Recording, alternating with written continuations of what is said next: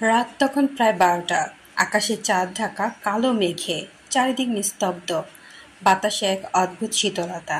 শহরের ভিড় থেকে দূরে, অরণ্যের মধ্যে একটি পুরনো শ্মশান। শ্মশানের পাশ দিয়ে শর্টকাট রাস্তায় হাঁটছিল রাহাত।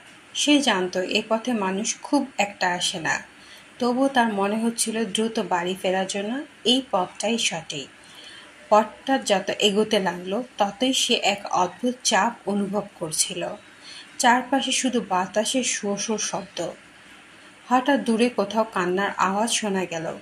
প্রথমে মনে হলো কাক বা পেঁচার ডাক, কিন্তু ধীরে ধীরে স্পষ্ট হয়ে উঠল এটা মানুষের কান্না। রাহাত থেমে গেল। কান্নার সঙ্গে যেন মিশে আছে কারো ফিসফিসানি। সে শুনতে পেল, ফিরে যা, ফিরে যা, এই পথে যাস না। তার শরীরে কাঁটা দিয়ে উঠল, গলা শুকিয়ে গেল। তবুও সাহস করে এক পা বাড়ালো। কিন্তু যতই এগোতে লাগলো, আওয়াজ ততই কাছে আসতে থাকলো। এখন পরিষ্কার বোঝা যাচ্ছে, যেন একাধিক কণ্ঠ একসাথে ফিসফিস করছে।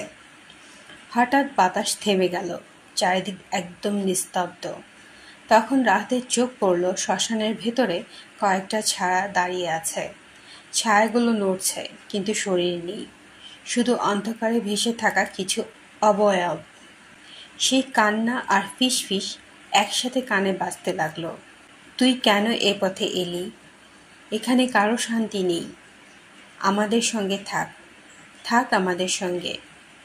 রাহাত দৌড়াতে শুরু করলো, কিন্তু যতই দৌড়ায় মনে হলো সে শ্মশান থেকে বের হতে পারছে না। পথ যেন একই জায়গায় ঘুরে ফিরছে।